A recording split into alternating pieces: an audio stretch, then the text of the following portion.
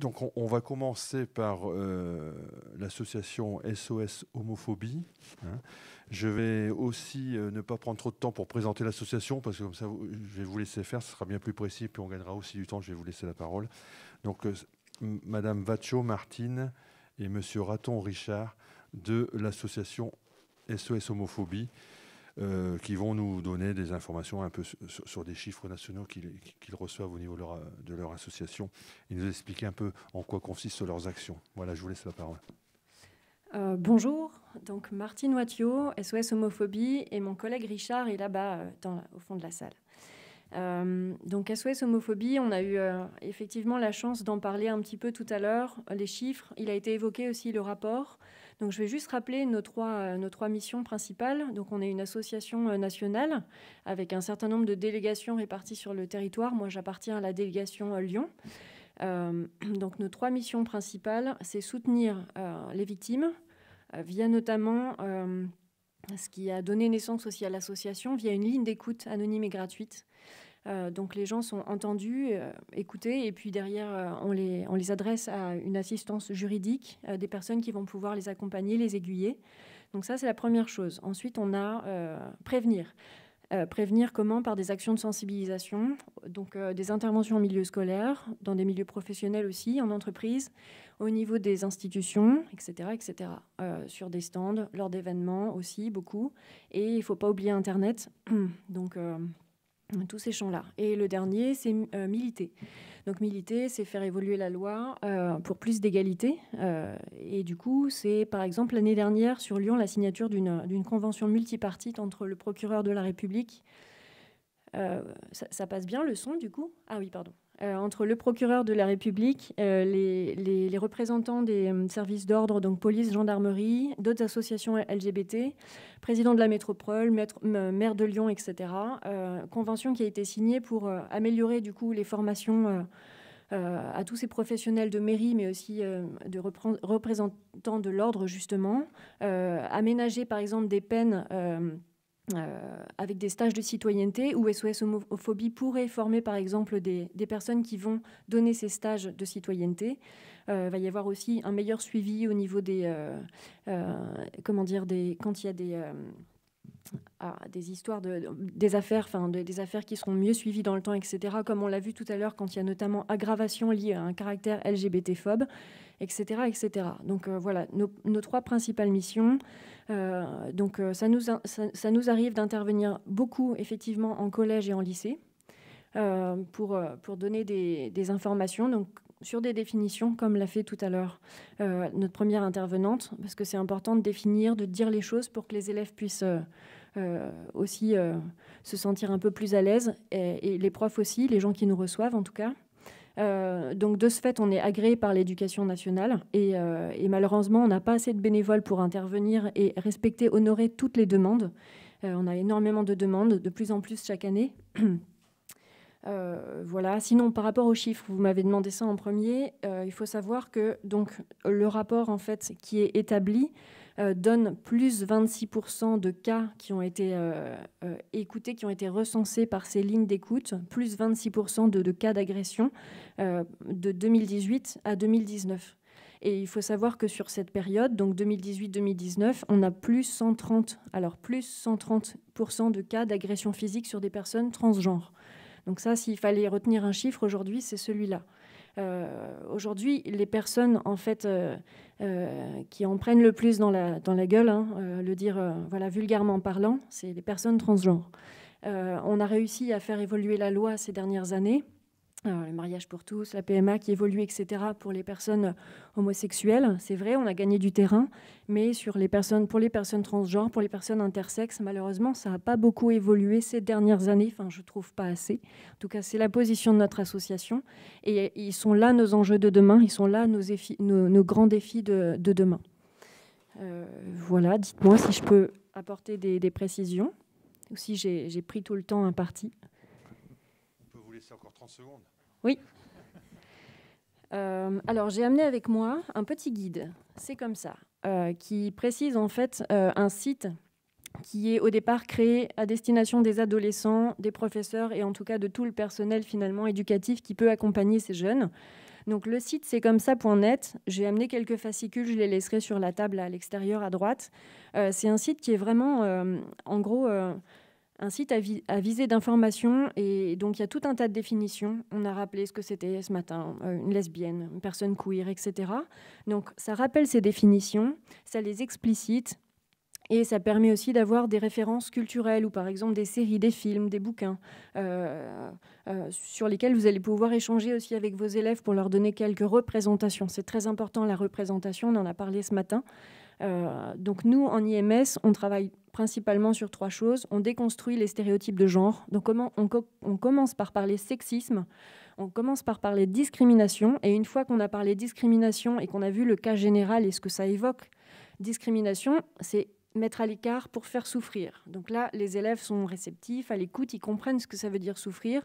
À la fin, on en vient à parler justement d'homophobie, de LGBT-phobie. Mais on attire leur attention au départ sur ce que c'est que le sexisme et ce que c'est que la discrimination. Et on leur laisse du coup ce petit fascicule et on les invite à visiter notre site pour pouvoir continuer la réflexion de leur côté. Voilà. Merci. Merci. De toute façon, là, c'est une première porte et après, les uns les autres reprendront contact. Donc, on poursuit avec une seconde association, l'association Contact de Côte d'Or, avec Monsieur Bouvot-Marc et Aristide Bordet. Oui. Donc, l'association Contact, elle a été fondée en 1993 à Paris par des familles de jeunes personnes LGBT.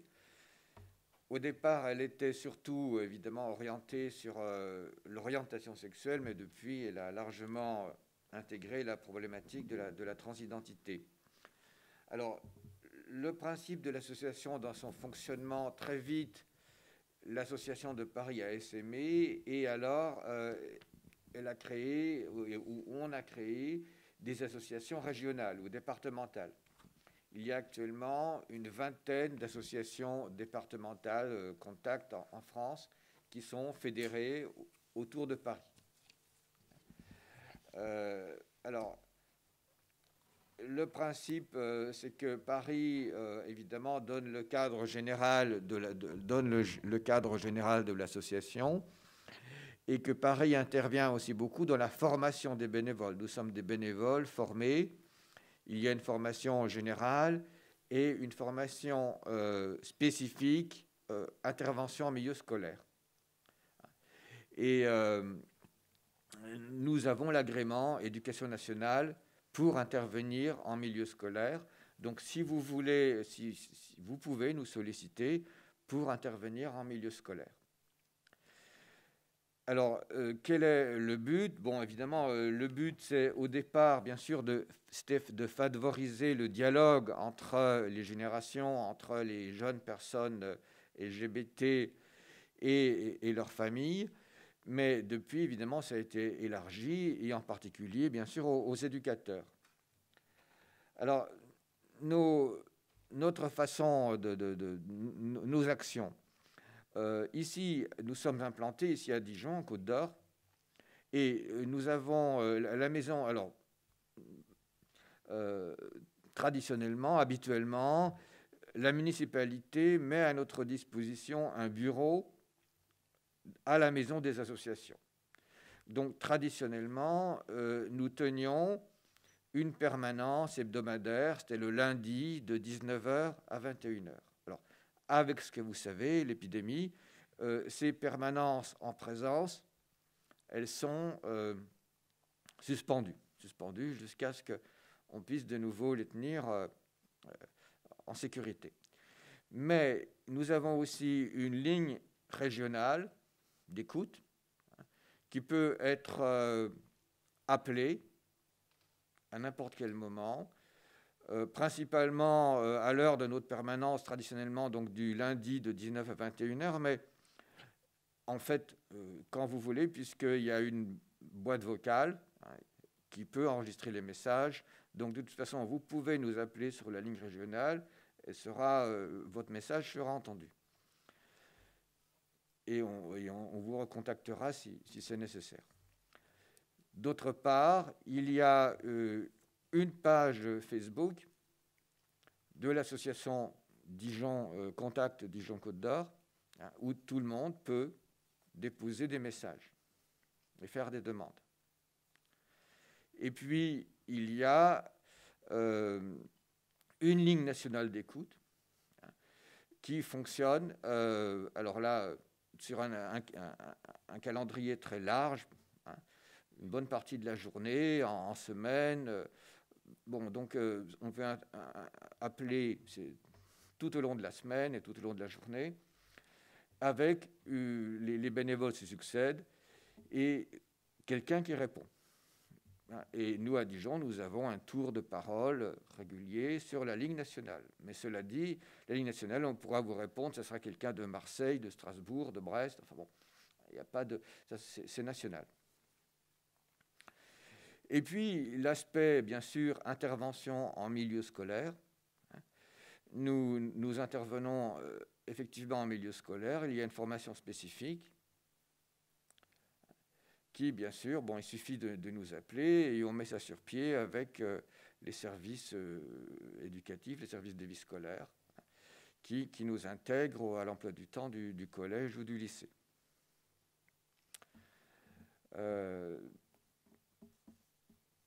Je précise que pour les interventions, je dirais, hors milieu scolaire, les interventions privées, n'importe qui peut nous contacter ou passer nous voir quand la permanence physique sera rétablie.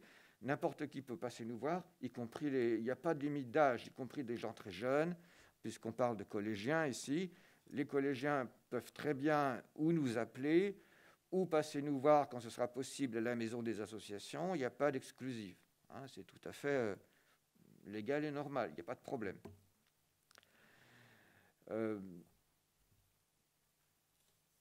Bon, voilà. Donc notre but, évidemment, c'est d'informer, c'est de lutter contre les discriminations. Je dirais que sur le plan de l'écoute, il y a un aspect très, vraiment, je dirais, d'écoute et d'aide individuelle. Hein. Alors, nous ne sommes pas des thérapeutes, nous ne sommes pas formés à la thérapie, nous ne sommes pas non plus des juristes, hein, mais par contre, ce que nous pouvons, c'est écouter. Hein, on a été formés pour ça, on peut écouter, et essayer d'aider la personne, d'ouvrir quelques pistes. On a quelques adresses, bien sûr, comme les juristes gays, ou quelques adresses locales de juristes, de psychiatres qui seraient ouverts à la question transidentité, par exemple. Donc, on peut ouvrir quelques pistes, donner quelques adresses, mais on est surtout là pour écouter. Et bien sûr, on peut aussi assurer un suivi, c'est-à-dire que la personne peut venir nous voir une fois, 2 fois, 5 fois. On est toujours disponible pour un suivi de la personne et on est toujours content, évidemment, de recevoir des nouvelles de la personne qui nous interpelle. Pour ça, d'ailleurs, on peut échanger par mail ou par la boîte vocale du téléphone, il n'y a pas de problème.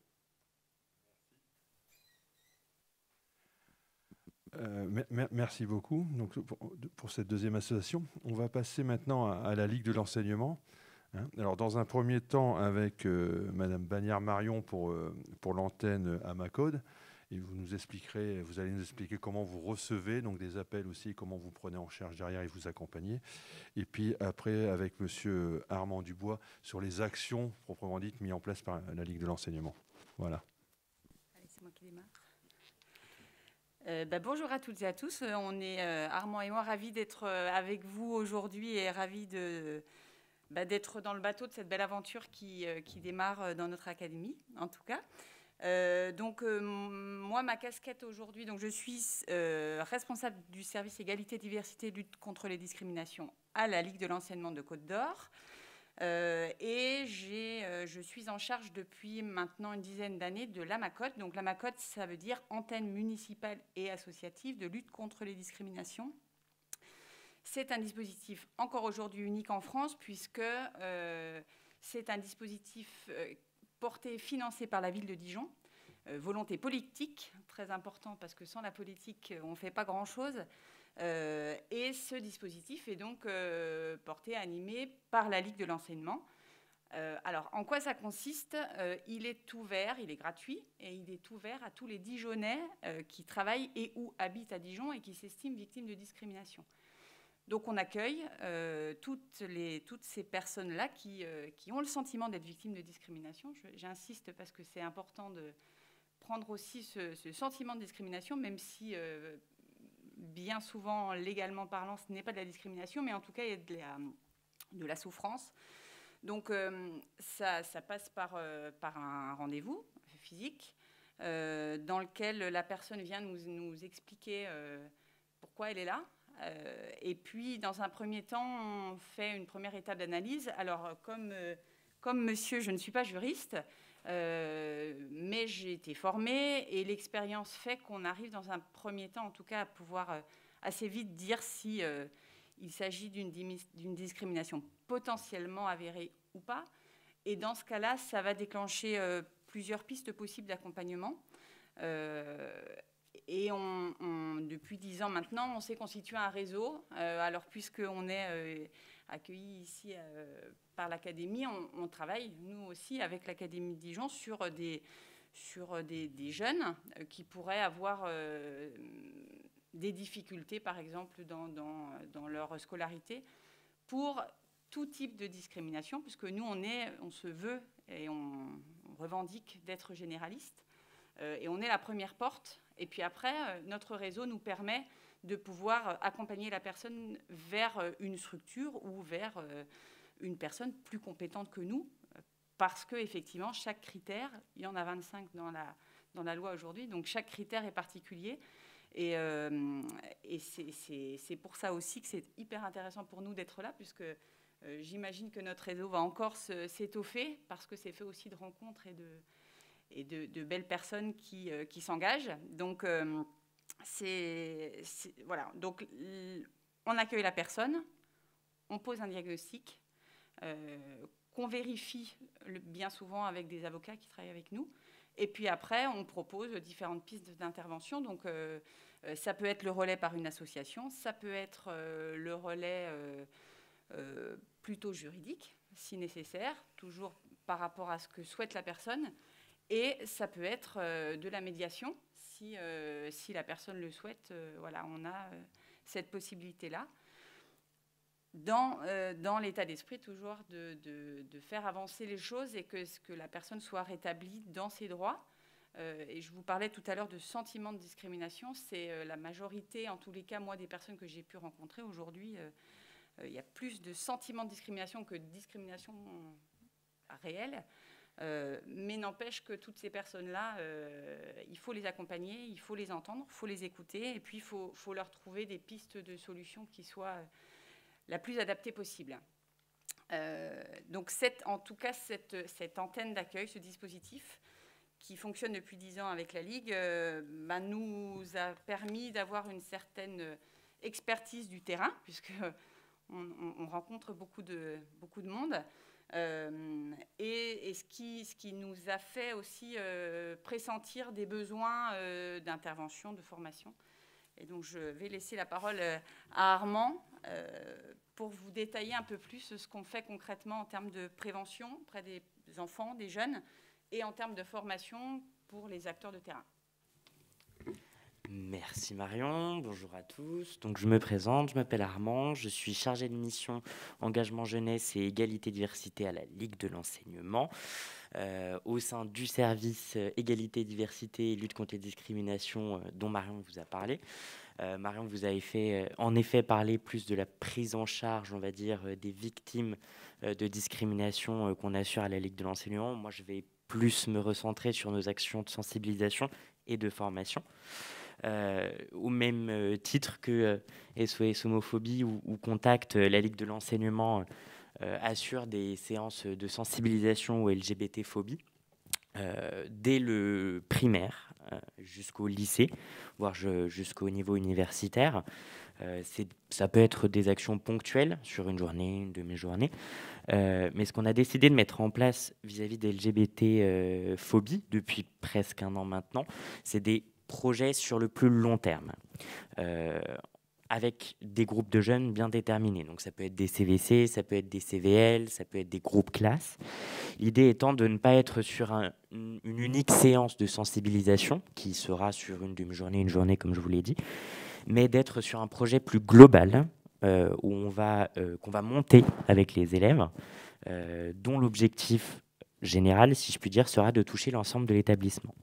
Le pari que nous avons fait, et je vous assure qu'il est gagnant, est de mettre en face de ces élèves des animateurs socioculturels formés à la lutte contre les discriminations et à la lutte contre les LGBT-phobies, en capacité d'accompagner des élèves sur une période allant, on va dire, de quelques mois jusqu'à une année scolaire, dans l'objectif d'une production qui va servir la cause à la lutte contre les LGBT-phobies. Je peux citer un projet que nous avons mené dans un collège de Côte-d'Or, où on a eu un gros travail de sensibilisation auprès du CVC du collège sur les LGBT-phobies.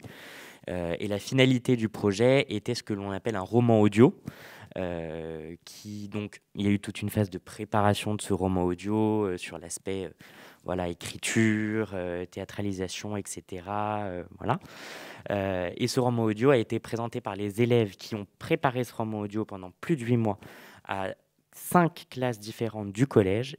Et cette présentation a été suivie d'un débat animé par les élèves eux-mêmes, avec bien évidemment les animateurs en soutien.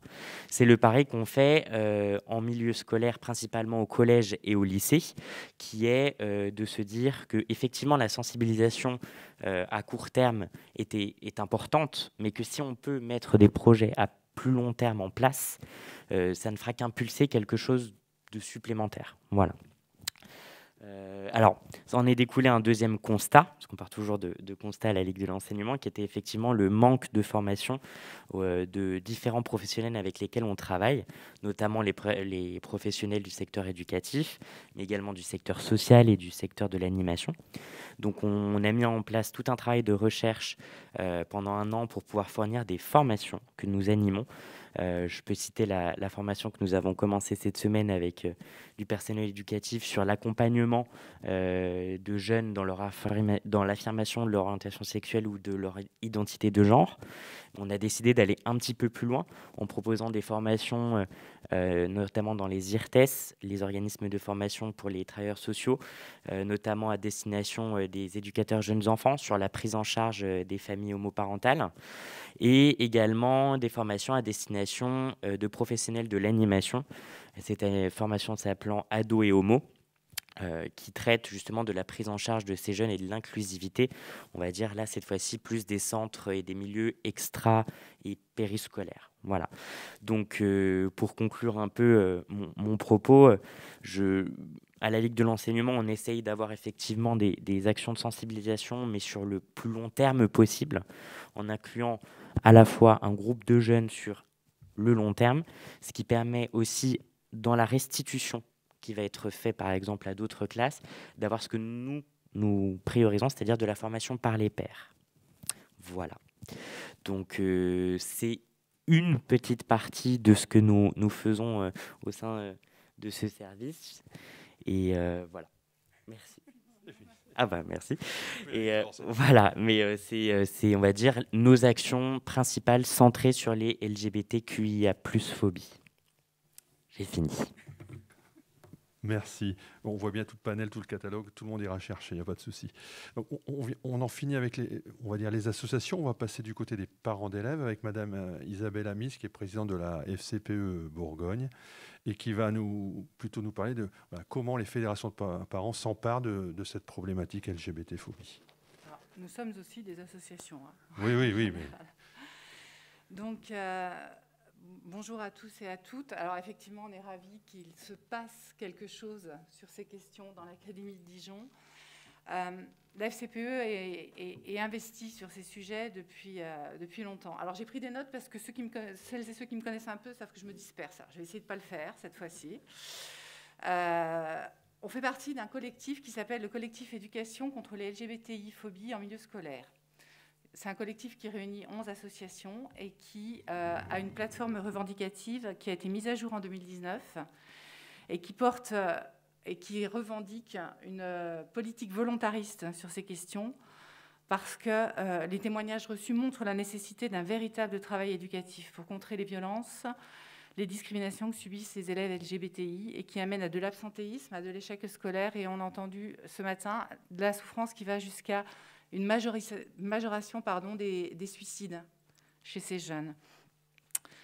Le collectif rappelle également que la déconstruction des stéréotypes de genre doit être réalisée dans le cadre d'une véritable éducation à la sexualité. Celle-ci bénéficiera à l'ensemble des élèves et des familles, quel que soit leur genre ou leur orientation sexuelle. Il en va de l'épanouissement de nos jeunes, et au-delà de ça, la sexualité, c'est une fête. Ça doit être une fête. Elle devrait faire battre le cœur, oui, d'émotion, d'excitation, mais jamais de peur. Et pour ces jeunes, c'est de la peur, parfois, qui prend toute la place. À propos des associations, je profite de ce moment-là pour saluer la naissance d'un planning familial en Côte d'Or. Ça faisait très, très, très longtemps qu'il n'y en avait plus. Il n'y en a qu'un, et je l'ai appris à ma grande consternation en Bourgogne-Franche-Comté, il n'y en avait qu'un en Saône-et-Loire jusque-là. Donc voilà, ça aurait été chouette qu'il soit là aujourd'hui. Et des discussions avec ces jeunes, il est sorti aussi que quand ils ne trouvent pas leur place et quand ils ne trouvent pas de réponse à leurs questionnements dans l'école, beaucoup se tournent vers les réseaux sociaux. Et ça peut être terriblement délétère parce que certaines vont y trouver de la solidarité, beaucoup trop vont y rencontrer encore de la violence, encore de l'exclusion, encore des messages qui blessent et qui les empêchent de se construire et à l'école d'être disponibles pour les apprentissages. La question des parents, c'est aussi celle des parents qui sont dans le rejet, qui refusent d'accueillir et de prendre leur enfant en compte dans tout ce qu'il est et dans tout ce qu'il veut. Et pour nous, l'école doit être justement ce point de solidité qui va permettre à ces jeunes de s'émanciper des croyances familiales, de ce que la famille transmet, pour savoir qu'ils ont le droit à ce respect de ce qu'ils sont et de ce qu'ils veulent être et afficher comme identité. Je suis un peu brouillon, je ne peux pas m'en empêcher. Qu'est-ce qu'on fait, nous, associations ? Alors, les conseils départementaux FCPE organisent des groupes de parole pour les parents. Alors, ça va de préoccupations telles que l'hygiène et la douche et comment on fait pour conduire son adolescent à respecter son corps et à ranger sa chambre, même si ça se discute, ça aussi.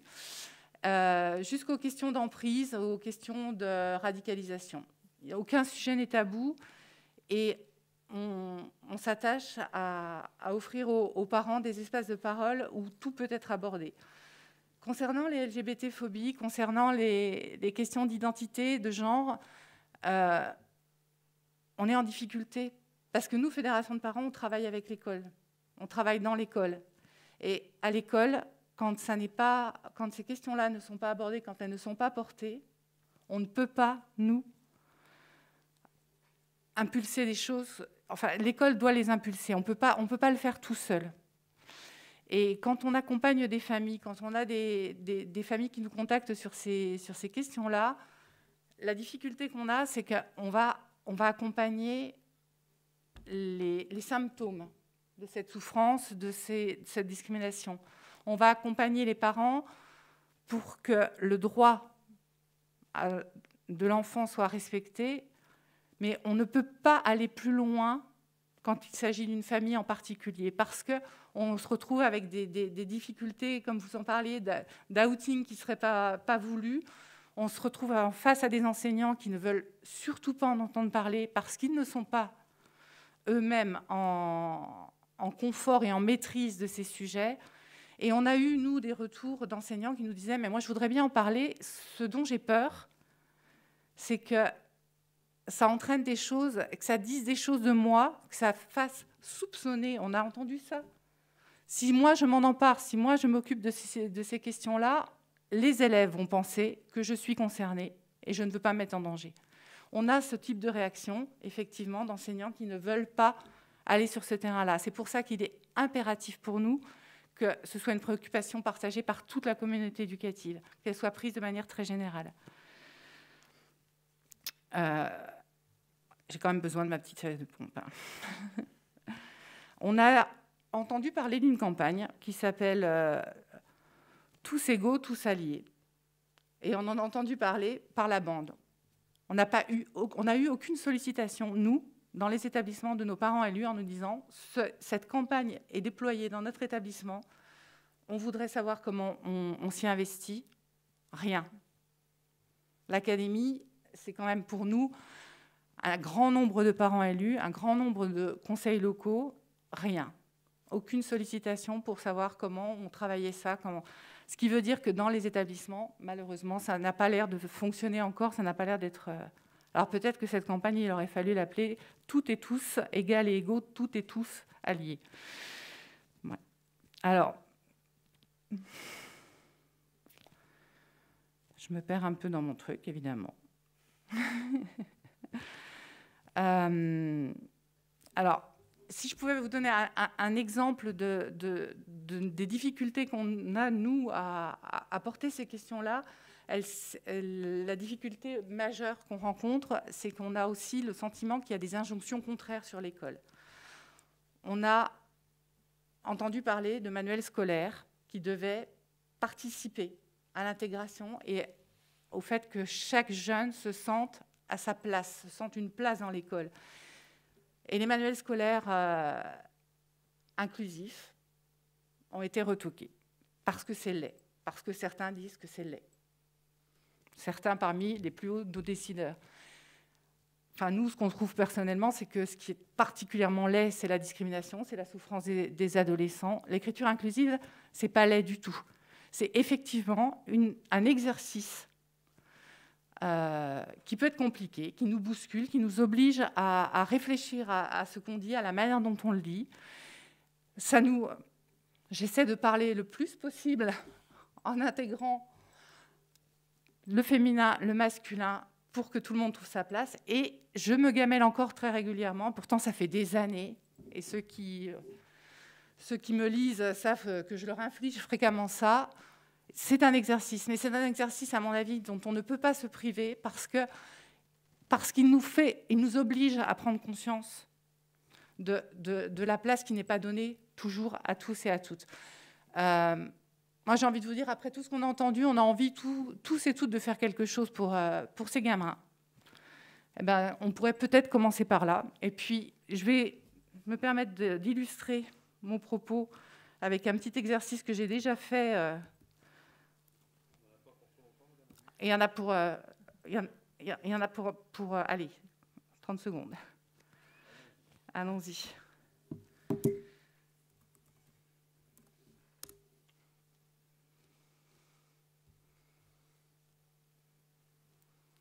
Voilà, je fais une recherche avec Écolier, voilà ce que je trouve. Et ça marche aussi pour les moteurs de recherche qui seraient un peu plus éthiques.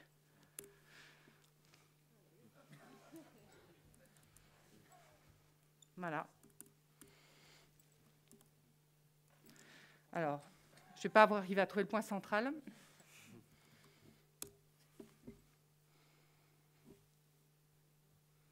Voilà, je pense que ça se passe de commentaires. Merci.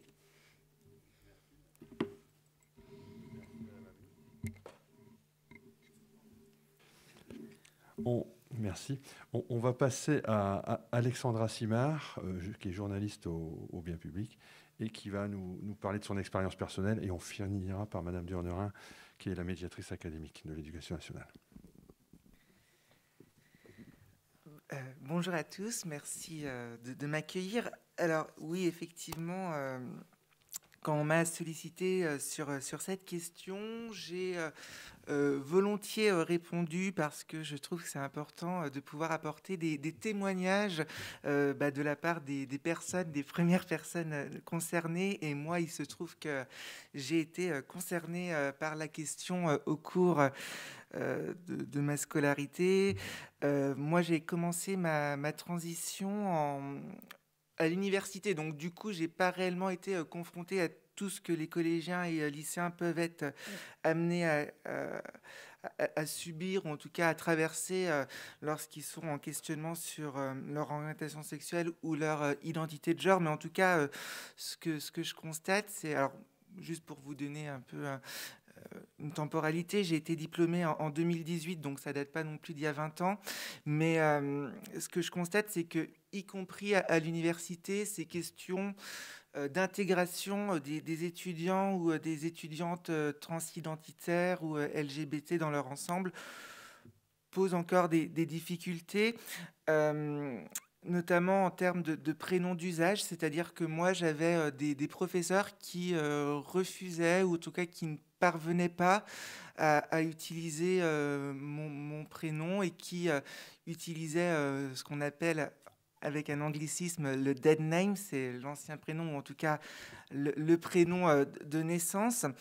Et alors, il y a quand même eu, parce que j'ai fait une partie de mes études à l'université de Liège, en Belgique, il y avait quand même des choses qui tendaient à se mettre en place, notamment sur ces prénoms d'usage. Donc, si c'était difficile pour certains professeurs, malgré tout, par exemple, sur la carte d'étudiant, ils avaient trouvé l'alternative de mettre le prénom d'usage au recto de la carte, et le prénom de naissance au verso. Donc c'était un petit subterfuge, bien qu'il n'ait, comme on l'a vu ce matin, n'était pas obligé de remettre le prénom de naissance sur cette carte. Et il y avait aussi un processus qui était mis en place pour l'instauration de toilettes neutres. Alors, ça, c'est un sujet qui fait débat, qui n'est encore pas vraiment tranché en France. Moi, à titre personnel, j'ai toujours utilisé les toilettes du genre qui me correspond, parce que ça a été naturel. Et alors, je ne sais pas si ça a vraiment été abordé, mais la question du passing, c'est-à-dire la question de, en gros, est-ce que lorsque les gens qui ne nous connaissent pas nous voient, est-ce qu'en gros, ils nous voient en tant que femmes ou en tant qu'hommes? Moi, j'ai eu la chance d'avoir un passing plutôt correct, c'est-à-dire que j'ai jamais... voilà, c'est-à-dire que lorsque je rentrais dans les toilettes des filles, j'ai pas eu de regard déplacé ou de dire mais qu'est-ce qu'elle fait là, etc. Parce que j'ai eu la chance d'avoir ce bon passing, mais aussi il faut penser à ces étudiants, ces élèves qui sont forcément pas dans une phase toujours aboutie de leur transition, et qui ont un passing plus... qui peut du coup interroger le grand public, ou en tout cas qui pourrait amener à ce qu'on se retourne sur eux. Et j'en viens du coup à la question du maquillage, c'est-à-dire que moi, à titre personnel, j'ai eu une transition, donc comme son nom l'indique, progressive, hein, c'est pas un changement radical du jour au lendemain, mais en tout cas, j'ai commencé ma transition par... des vêtements plutôt androgynes, donc c'est-à-dire pour tester un petit peu le terrain, pour voir comment le regard des gens allait pouvoir, comment les gens en fait allaient réagir à ma transformation. Après, j'ai eu cette phase de maquillage, d'un maquillage plutôt léger qui a été après accentué, et ensuite, bien sûr, de se laisser pousser les cheveux. Donc en fait, il y a toutes ces étapes qui sont différentes d'une personne à une autre, bien évidemment, par lesquelles je suis passé. Et force est de constater que ces étapes, certains élèves que vous côtoyez sont aussi en train de les traverser. Et donc, du coup, la question se pose de comment on accueille ces élèves. Et du coup, moi, je suis très mal à l'aise avec le débat qui vise à dire... les hommes ne doivent pas se maquiller, etc., alors que c'est totalement faux. Aujourd'hui, il y a de plus en plus d'hommes qui sont trans, ou pas trans d'ailleurs, mais qui se maquillent, et d'ailleurs souvent bien mieux que les femmes, et qui donc peuvent se maquiller dans leur établissement scolaire. Et là aussi, je pense qu'il faut faire preuve d'indulgence à partir du moment où, bien évidemment, c'est pas outrancier ou vulgaire, mais ça, c'est encore la question du débat sur la tenue vestimentaire dans les écoles qu'il y a eu récemment. Mais c'est important, voilà, en tout cas, de laisser aux élèves, aux personnes transidentitaires, la possibilité d'expérimenter, mettre en place leur transition voilà, qui est progressive physiquement de façon sereine. Et forcément, enfin, moi, quand je regarde mes photos d'il y a ne serait-ce que 2 ans en arrière, déjà, j'ai envie de les brûler, mais ça, c'est une autre question. Mais c'est surtout que j'observe un changement et je me dis, mais finalement, j'ai eu de la chance d'avoir pu être acceptée à ces débuts de transition qui était peut-être d'un point de vue physique un peu plus problématique. Donc voilà, sur la question, bien évidemment, c'est qui est essentiel, c'est d'appeler l'élève par son prénom d'usage, c'est-à-dire que très clairement, si les profs ne jouent pas le jeu, les élèves ne joueront pas le jeu. Donc forcément, l'élève sera d'autant plus stigmatisé, d'autant plus mal à l'aise dans sa peau. Et donc l'idée, c'est qu'il puisse se sentir soutenu. Et donc forcément, en fait, ce qu'il faut aussi, ça n'a peut-être pas été évoqué, mais avoir à l'esprit, c'est que quand on mégenre, c'est-à-dire que lorsqu'on ne genre pas la personne dans le genre qu'elle souhaite, donc je dis il à la place de elle ou elle à la place de il, en fait, pour nous, personnes transidentitaires, c'est vécu... Alors, le terme peut paraître un peu fort, mais en tout cas, moi, c'est le terme que je trouve le plus approprié, comme un coup de poignard, c'est-à-dire qu'on a vraiment l'impression qu'on nous ramène à ce qu'on était à la naissance, et on se dit, mince, en fait, je ne suis pas accepté pour ce que je suis. Peut-être que je ne suis pas, que mon passing que j'évoquais tout à l'heure ne correspond pas à mon genre. Et donc, du coup, ça crée vraiment une spirale très négative et ça nous ramène, du coup, à des questionnements qu'on peut avoir, effectivement, qu'on a été amené à avoir en tant que personne transidentitaire. Et ça nous ramène toujours à cette partie de nous, finalement, qu'on rejette, et c'est extrêmement douloureux. Et ça, les gens ne l'ont pas forcément à l'esprit, c'est-à-dire que pour eux, voilà, je me suis trompé, c'est pas grave, ça peut peut-être même être drôle, mais il faut vraiment avoir à l'esprit que pour la personne transidentitaire, c'est vécu comme quelque chose d'extrêmement violent et d'extrêmement, j'allais dire, même dévastateur. Donc voilà, ça c'est important, ce qui est essentiel. Et alors moi, voilà, j'ai pas eu vraiment, à part ces petits éléments de problématique d'intégration, j'étais partie au départ sur l'idée que j'allais en parler à personne, parce qu'en fait, je me suis dit, ça concerne ma vie privée et ça n'a pas lieu d'être expliqué, d'être mis sur la place publique. Et finalement, je me suis aperçu que les personnes de mon entourage avaient, malgré tout, je pensais que ma transition physique allait suffire en fait pour apporter les réponses aux questions que les gens pouvaient se poser. Et en fait, clairement, on se rend compte que bien que la transition physique est courte, les gens ne suivent pas forcément, ont toujours des questions. Et fondamentalement, il faut nous aussi accepter ces questions, accepter d'y répondre. Si bien évidemment on a envie d'y répondre, mais en tout cas je pense que les questions, elles sont légitimes, et qu'en tant que personne concernée, effectivement, on se doit de répondre à ces questions pour aussi faire avancer les choses. Et donc à un moment donné, je pense qu'effectivement le coming out, même si il doit venir de la personne en elle-même, c'est-à-dire qu'il ne peut pas être imposé par une tierce personne, mais il faut savoir qu'effectivement ça peut prendre plus ou moins de temps. Voilà. Donc, j'ai fait un petit peu près le tour de ce que j'avais à vous dire. S'il y a des questions, j'y répondrai bien volontiers. Mais en tout cas, j'espère que ça a pu vous éclairer. Merci beaucoup, Alexandra. Donc, pour terminer cette matinée, avant les ateliers de cet après-midi, on voulait terminer sur l'éducation nationale et la prise en compte de l'éducation nationale de cette problématique par la médiatrice académique de l'éducation nationale et de l'enseignement supérieur, Madame Durnerin, qui va nous donner déjà un petit peu ce que ça veut dire être médiatrice académique, et puis après illustrer votre travail dans le cadre de cette problématique. Bonjour à tous et à toutes. J'ai la lourde tâche de clore. Autrement dit, sachant qu'on a déjà un petit peu de retard, je vais essayer d'être assez succincte et synthétique. Je suis persuadée que la majeure partie des personnes qui sont ici ignorent qu'il existe effectivement une médiatrice académique, ne serait-ce que la médiation au niveau de l'éducation nationale et de l'enseignement supérieur. Donc très brièvement, je présente en quoi ça consiste. C'est une fonction qui existe depuis 1999. Autrement dit, ça ne date pas d'hier. C'est Claude Allègre qui l'avait mise en place lorsqu'il était ministre de l'Éducation nationale. Et donc, c'est effectif depuis le 1er janvier 1999. Ça fait 22 ans. Les médiateurs sont tous des personnes bénévoles, retraitées, ayant eu des fonctions souvent de responsabilité au sein de l'Éducation nationale.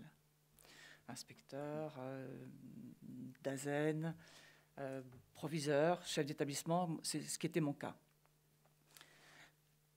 Les missions des médiateurs et des médiatrices consistent à répondre à tous les usagers et professionnels de l'Éducation nationale, de l'école primaire, maternelle même, jusqu'à l'université, en cas de litige avec l'administration, quelle qu'elle soit, à quelque niveau. Niveau de l'école, niveau du collège, du lycée, l'université, le Crous, etc. Donc, nous nous appuyons évidemment sur des personnes ressources. Nous ne sommes pas juristes de formation. Notre mission consiste à vérifier si la requête qui est formulée par la personne qui nous saisit doit être appuyée ou non. Et bien souvent, effectivement, nous nous appuyons sur les textes de loi, sur le droit commun, et également sur les circulaires qui sont mises en place au sein de l'Éducation nationale pour justement la mise en œuvre dans l'institution du droit commun. Et nous sommes aussi très attentifs à tout ce qui relève des problèmes de discrimination, quelle qu'elle soit, et de harcèlement. Quelques chiffres pour clore sur cette présentation. Nous sommes 55 médiateurs académiques. Il y a une médiatrice au niveau national, et nous sommes 55 dans les académies. Je suis toute seule dans l'Académie de Dijon. Certaines académies qui sont plus grosses auront 2 ou 3 médiateurs. Sur l'année 2020, il y a eu 14 176 saisines, ce qui est un chiffre assez considérable. En ce qui me concerne, donc Académie de Dijon, donc 2020, 236 saisines. Donc je précise que nous sommes disponibles toute l'année, il n'y a pas de vacances. Les coordonnées pour contacter la médiatrice, me contacter, se trouvent à disposition sur la page d'accueil du rectorat de l'Académie de Dijon. Alors, lorsque M. Clerc m'a contacté pour me demander si je souhaitais participer à ce séminaire, j'ai évidemment donné mon accord. Et puis, en ce qui me concerne, sur la thématique de ce séminaire, je n'ai jamais été saisie de manière précise pour cette problématique. Mais ça ne veut pas dire qu'il n'y a pas de cas dans l'Académie de Dijon, et bien évidemment, vous êtes là pour en témoigner. En revanche, ça signifie que la fonction même de médiatrice n'est pas suffisamment connue pour qu'elle devienne une interlocutrice, pas prioritaire, mais une des interlocutrices possibles en cas de difficultés rencontrées dans cette problématique. J'ai interrogé également tous mes collègues au niveau national. Aucun ne m'a fait de retour d'un cas précis. J'ai eu un seul retour de la médiation nationale sur un cas qui a fait l'objet d'un rapport. Je vous montre, la médiation nationale fait un rapport tous les ans qui est assez conséquent et qui balaye les problématiques majeures qui ont été rencontrées au cours de l'année pour aboutir à donner des préconisations pour que les liens entre usagers professionnels et l'administration puissent être améliorés. Je vais résumer très brièvement, parce que je sais que le temps presse, le cas dont il est question. Il s'agit d'un personnel enseignant, Monsieur X, qui, par jugement, devient Madame X et qui doit faire un dossier puisqu'elle souhaiterait postuler pour un poste en AEFE, c'est-à-dire enseignement du français à l'étranger, et elle a besoin d'avoir des documents concernant sa carrière et qui soient revus par rapport à son identité. sachant qu'il y a eu un jugement et que donc elle dispose de tous les matériaux nécessaires pour qu'effectivement ces rectifications soient faites. Au préalable, elle a pu obtenir du rectorat de son académie que ses diplômes, comme il en était question tout à l'heure dans l'intervention, que ces diplômes soient effectivement revus avec sa nouvelle identité. Elle contacte donc, cette personne contacte l'administration en demandant la révision, enfin le changement de son identité sur ses derniers arrêtés de promotion et de mutation. Et l'administration centrale refuse. Donc, la professeure en question contacte la médiation, qui s'empare du problème et qui prend contact avec la direction, la DRH générale à Paris. Ce qui est intéressant, c'est la motivation qui a été donnée à la requérante pour le refus. Je vous lis. Donc, j'ouvre les guillemets. Les arrêtés déjà pris ne pourront pas être modifiés. Quant aux arrêtés à venir, les changements seront pris en compte. Point. Autrement dit, aucune motivation en termes de droit. La médiation nationale contacte le service de la DRH et, comme argument, souligne le fait que les diplômes ont effectivement pu être modifiés et que le refus de modifier les arrêtés de promotion ou de nomination peuvent avoir un préjudice considérable sur la carrière à venir de la personne, avec un dossier qui sera hybride, je mets les guillemets bien entendu par rapport à cet adjectif, et qui peut avoir des conséquences extrêmement dommageables par rapport aux postes pour lesquels elle postule. Et dans la discussion, la relation qu'il y a eu avec la chef de la DRH au national, il n'y a pas eu de difficulté à faire entendre cet argument. Mais le problème, c'est que la loi n'imposait pas, c'était un cas de 2019. Alors, je ne sais pas ce qu'il en est aujourd'hui en 2021, mais en 2019, il n'y avait pas obligation par la loi de faire une modification telle qu'elle était demandée par la requérante. Donc la réponse initiale avait été une réponse pure de droit, mais pas de bon sens par rapport à la nécessité qu'il y avait effectivement à faire cette modification. Donc au bout du compte, effectivement, les choses ont été changées, la requérante a pu avoir gain de cause. Mais pour finir, elle avait également demandé à son inspecteur de faire une modification de genre et de nom sur son dernier rapport d'inspection.